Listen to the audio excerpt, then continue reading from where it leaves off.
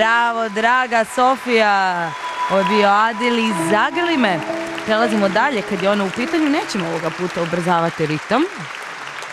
Ili pak hoćemo. Haha, mislili ste stvarno da nam Sofija neće to prirediti. Ni manje ni više nego uske pantalone. Op, op.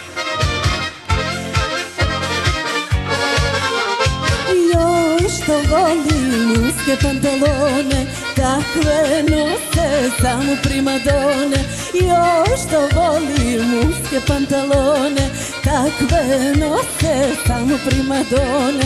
Od sokaka do sokaka, sve usta si od momaka, šta je slađe od šećer bombone.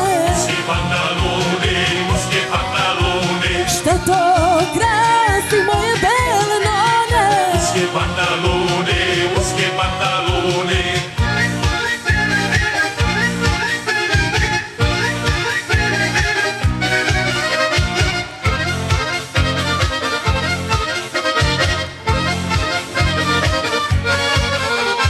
Pitaju me da li su lepše none ili su lepše uske pantalone.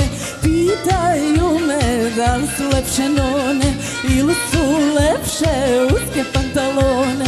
Od sokaka do sokaka, sve usta si od momaka, šta je slađe od šećer bombone. Uski pantaloni, uski pantaloni, Šta to krasi moje bele none. uski pantaloni, uski pantaloni.